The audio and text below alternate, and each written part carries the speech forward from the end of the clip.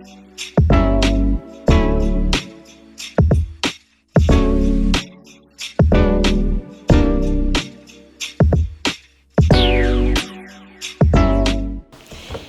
guys, welcome back to Real Estate War Stories. Don't forget to like and subscribe. Today I have with me my friend Sean. He's really excited to share his war story with you guys. So Sean, if you can make an introduction of your name, again, your title, where do you service, and how long you've been in the industry? Of course. My name is Sean Waller.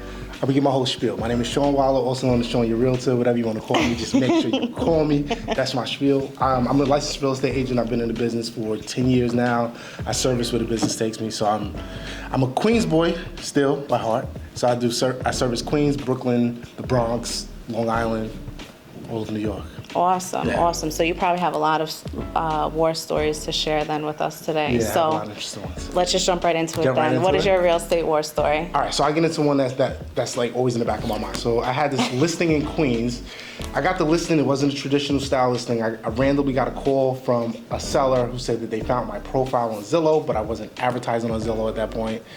But a listing is a listing. So I met him at the house. I noticed that the house was a little interesting inside. So he bought the house as a tax lien. Okay. When we walked inside of the house, we noticed that the kitchen was missing. Appliances, plumbing, everything. Oh, wow. out. Okay. So I knew it was going to be an interesting situation with this, right? So got the keys to the house. If you're familiar with houses in Queens, you know they have walk-up attics that they use as like bedrooms sometimes. So I have guys cleaning out the attic, and in the crawl space, there was a lot of garbage in the crawl space. So I get a call from one of my contractors. He's like, Sean, my guys just ran out of here. They refuse to work in this house anymore. They're not doing it. Oh my God. It's the middle of the summer. It's like 100 degrees outside. And upstairs, it's like 120 degrees. Long story short, the people that were living there, instead of going to the bathroom on the floor below it, they would use the bathroom and throw whatever they had in the crawl space. So they were urinating in cartons and like paper cartons like milk cartons. Was there no bathroom or plumbing? There was a bathroom and plumbing when they were there. They just didn't want to get up and go to the bathroom. Oh, wow. So now that it's so hot in the crawl space, as they're pulling them out the crawl space, they're just exploding. Literally exploding on everyone. That's one part of the house. This house got broken into at least 10 times during the listing. I had squatters in the house as well. Well, I was going to ask, was that squatters or the people who lived there that were living like that? No, it was just the kids in the neighborhood. Okay. Yeah, they just wanted to break in the house and do whatever they wanted to Gotcha. do. So it took me almost 13 months to sell this house. In and out, 13 months.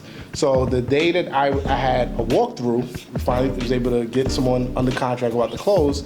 I go to the house, and it was a snowstorm the day before. So the neighbors knew me so much because I was always at this house. The neighbor next door said, hey, Sean, I see that you finally sold the house. I met my new neighbor.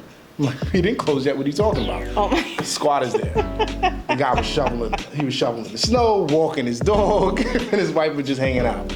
So banging on the door now, I see furniture, everything in the house. And now I'm sweating. I'm like, I've been trying to sell this house for 13 months. I have to get rid of this house. The guy's like, well, I met someone on a popular strip in the neighborhood, and he told me that he was leasing this house for rent. There's no plumbing in this house at this point. No plumbing, still no kitchen. So I'm like, how did you think that you were renting the house? It took me 2 weeks to get him out of this house. After that, it still took another additional month to close because people still kept breaking into the house. Oh my goodness. Yeah, it was bad. So 13 months in total it took you to sell. 13 months in total took me to sell it. Wow. And the commission wasn't even that good. I was going to ask, but I didn't want to. The commission wasn't even that good. Well, did you get to sell the neighbor's house? No. Stay in contact with them. Stay in contact with them, for sure. And when we closed on the house, the people who bought it wanted to convert it to a two-family. It took them 2 years to sell that house. Did they flip it and renovate They it? were trying to flip it and renovate it. Okay. They were having so many issues during the flip that it took them 2 years because people kept breaking into the house.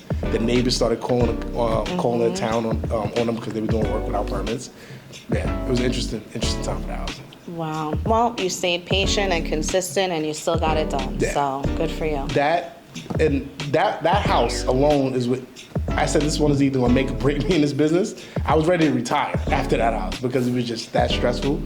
And I remember you said that in this situation, you wanted to give advice to anyone that is looking to do Yes, so if that is your war story, I'm sure a lot of people can relate to that in this business. So appreciate you sharing that. So given that story, if you do have a piece of advice that you would like to get to anybody who's listening that may help them in their business. Of course. So real estate is not an easy business, right? There's a lot of adversity that you have to go through in this business. Stay the course. Stay the course. This deal happened my 5th year in, and I'm now 5 years past it, and that transaction actually helped me, one, learn how to negotiate better, learn how to deal with people better, because I was dealing with the neighbors and everything, and learn how to have a really good contractor on call. There you go, and you got your stripe officially as a real estate agent. Yeah, that's for sure. All right, so thank you so much for sharing, and that was a great piece of advice. Hopefully you don't run into that kind of situation again, but you might. You guys, please like and subscribe. Thank you so much for listening, and I will catch you guys on the next one.